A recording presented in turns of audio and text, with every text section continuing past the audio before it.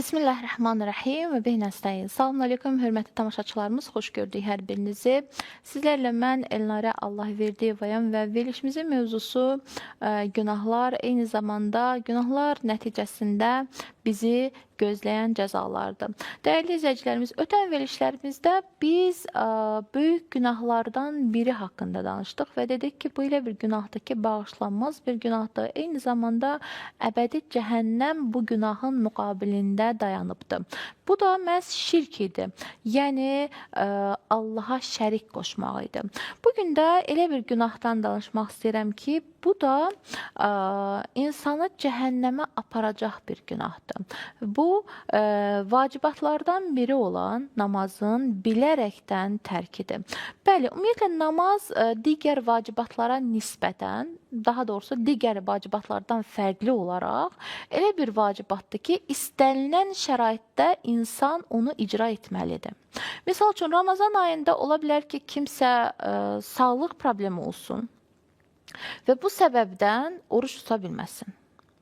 Və yaxud da həcc ziyarəti müsəlmanlara vacib olduğu halda ardınca buyurulur ki, əgər imkanın yoxdursa, sənə vacib deyil. Yəni, müəyyən istisnalar hər bir vacibatlarda öz əksini tapır. Amma namazda heç bir istisna yoxdur. Hətta sağlıq problemin varsa, ayaq üstə qıla bilmirsənsə, oturub qılmalısan. Oturaq qıla bilmirsənsə, uzanıb qılmalısan.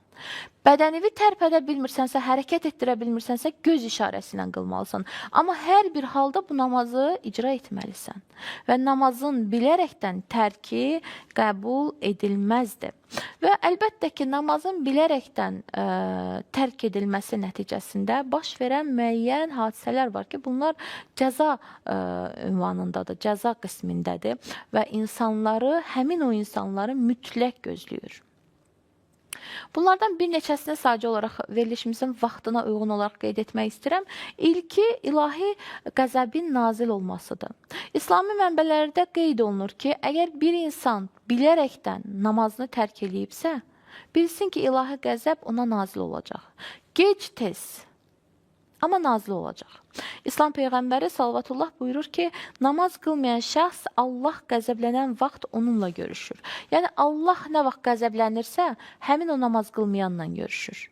Yəni, qəzəbini ona göstərir. İlahi qəzəb ona nazil olur.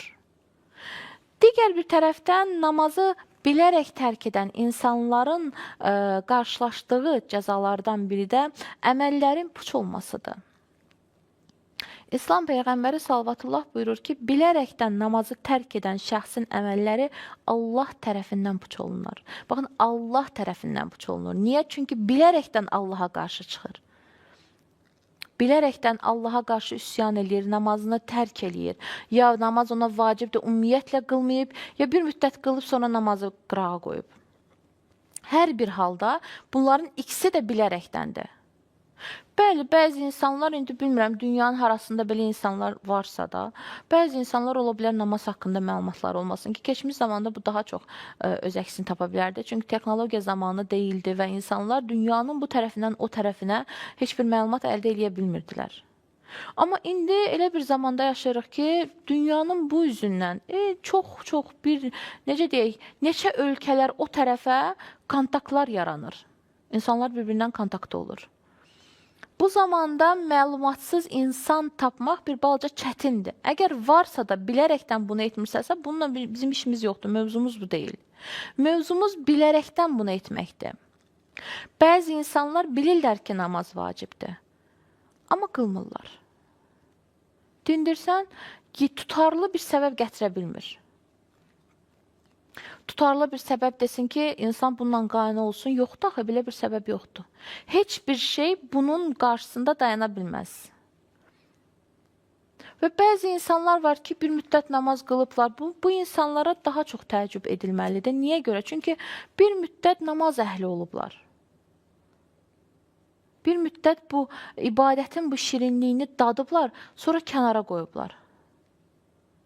Axı bir müddət sən bu ibadəti eləmisən, bu zəhməti çəkmisən.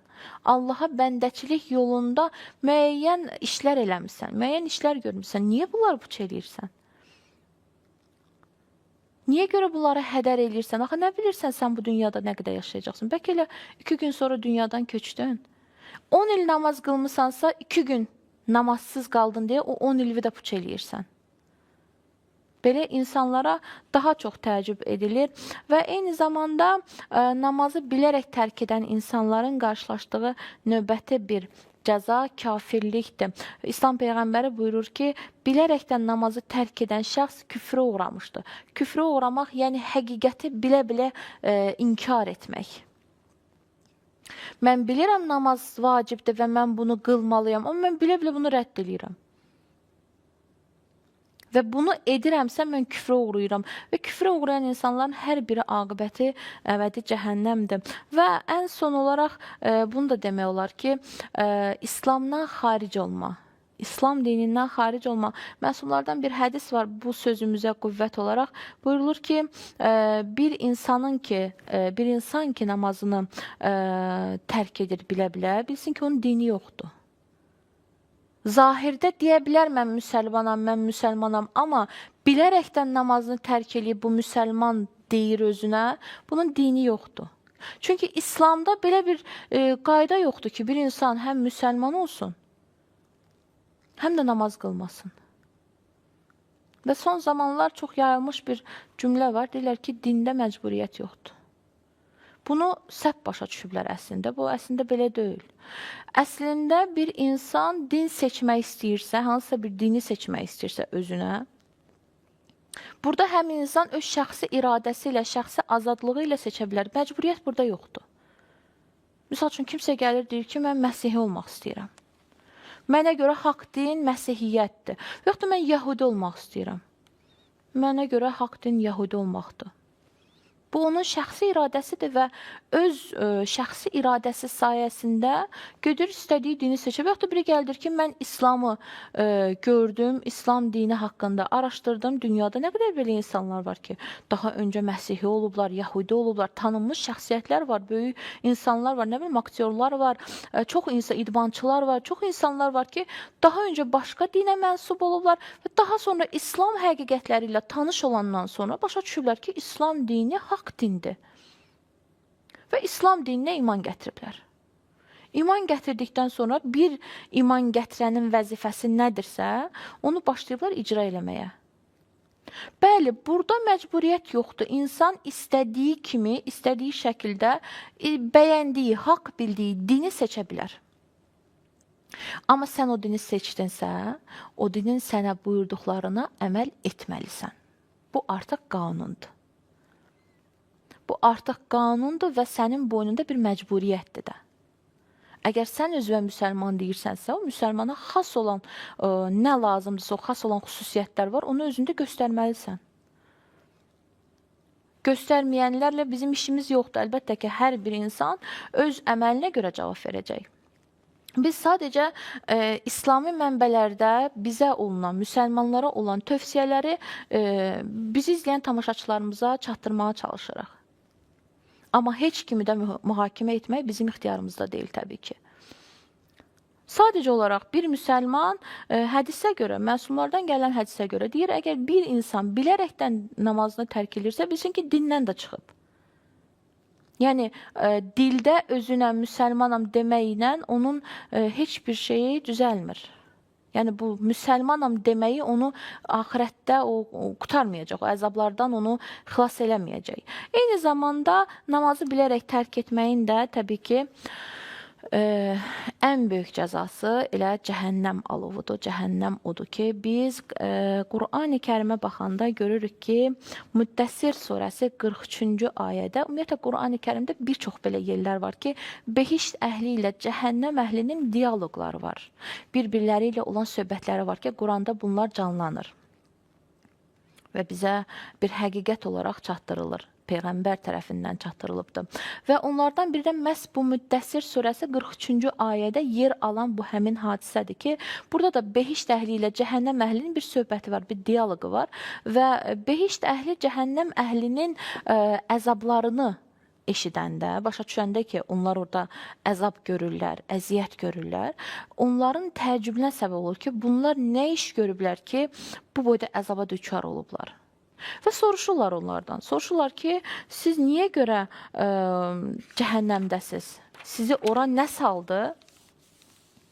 Və cəhənnəm əhli cavab verir ki, biz namaz qılanlardan deyildik. Elə ona görə də biz cəhənnəm əhli olduq. Çox önəmli bir məsələdir. Namaz dinin sütunudur. Və əlbəttə ki, bəzən bizim özümüzə də sual verirlər ki, bəzi namaz qılanlar var ki, filan günah eləyirlər, filan işi görürlər, filan çirkin əmələ atırlar, nə oldu, namaz da qılın, filan çirkin əməl deyilin, biz onlar haqqında danışmırıq. Biz Allaha ibadət eləyən, o həqiqi bəndəçiliyi bilən nə deməkdir o bəndəçilik? O ibadətin həqiqətini dərk edən insanlar haqqında danışırıq. Və bir şey də bilmək lazımdır ki, bunu verilişimiz boyunca mən dəfələrlə təkrarlamışam ki, biz məsum deyilik. Təbii ki, hər hansısa bir xəta edə bilərik. Təbii ki, hər hansısa bir günah edə bilərik. Əsas o günahın günah olduğunun fərqinə varmaqdır və peşman olub tövbə etməkdir. Əgər bir insan öz pis əməlindən, hər hansısa bir günahından, ola bilər o cəmiyyətin də o günahdan xəbəri olsun, o günahdan tövbə edibsə, və Allahdan bağışlanma diləyibsə, əmin olun ki, Allah onu bağışlayıb. Əmin olun ki, Allah onu əfv edibdir. Və bizə düşməz onun günahını təzdən ictimailəşdirək, onun günahı haqqında danışaq, onu bir özümüzdə mühakimə eləyək. Biz mühakimə edə bilmərik. Əgər Allah özü deyirsə ki, mən günahkarı bağışlayıram, yetər ki, peşman olsun, tövbə eləsin, bizə düşməz kiminsə əməlini təhlil edək. Allahın sözünün yanında biz kimik ki? Bir halda ki, biz özümüz də günahkar insanlarıq, biz özümüz də xətalara yol verən insanlarıq, başqasının günahı mı mühakimə edək, başqasının günahı mı haqqında təhlillər aparaq? Bu nə dərəcədə doğrudur? Həzrəti İsa'nın yanına çox məşhur bir hadisədir bu. Həzrəti İsa'nın zamanında bir qadını tutdular ki, bu qadın zina eləyib. Və bunu daşqalaq eləmək lazımdır. Zinanın da isbata çatması üçün öz şərtləri var. Elə istənilən adama bir töhmət vurasan ki, bu zinakardır, bunu aparasan, daşqalaq eləyəsən, bu da doğru deyil. Bunun öz şərtləri var. Bir qadını tutdular, gətirdilər ki, bu zina eləyib. Əsaslı və yaxud da əsassız. Bunu daşqalaq eləmək lazımdır. Həzrət İsa dedi ki, içinizdə günahkar olmayan kim varsa birinci o başlasın daşlamağa. Kim ki günahkar deyil, ümumiyyətlə günaha əl atmayıbdır içinizdə, ümumiyyətlə günahdan tamamilə pakdır, yəni məsumdur. O insan birinci onu başlasın daşlamağa. Varmı elə insan? Təbii ki, yoxdur. Bütün bəndələr günaha yol verə bilərlər və əgər günaha yol verib paklanıblarsa, Allah Taala onları bağışlayıbsa ki, bu vədəni öz mübarək kitabında verir bizlərə, heç bir digər insana düşməz ki, onun günahını təzdən danışsın, yeniləsin və onun haqqında söhbətlər aparsın və yaxud da ictimailəşdirsin və eyni zamanda abırını aparsın. Çünki bunun özü də böyük bir günahdır. Bunun özü də çirkin bir əməldir və bunun da cəzası əlbəttə ki, vardır. Bəli, dəyərli izləyicilərimiz, təşəkkür edirəm bugün də bizi izlədiniz. Minnətdaram hər birinizə ki, dəyərli vaxtınızdan ayırırsınız, bizi izləyirsiniz və biz əlbəttə ki, sizin xoş sözlərinizi də zaman-zaman görürük və bu bizi sevindirir. Ümid edirəm ki, danışdığımız mövzular, təhlillər və İslami mənbələrdən gətirdiyimiz hədislər və eyni zamanda mübarək Qurani Kərimə müraciət edərək gətirdiyimiz ayələrin həm ən birinci özümüzə, şəxsən mən özümü burada qeyd etmək istəyirəm, özümə və daha sonra bizi dinləyən bütün tamaşaçılarımıza faydası olacaq və eyni zamanda ümid edirəm ki, biz də Allahın bağışlanan bəndələrindən olacağıq. Təşəkkür edirəm bizi izlədiniz bir daha. Minnətdaram hər birinizə. İnşallah növbəti verilişimizdə görüşərik. Sağ olun, Allaha əmanət olun. Assalamu aleykum və rəhmətullahi və bərəkətuhu.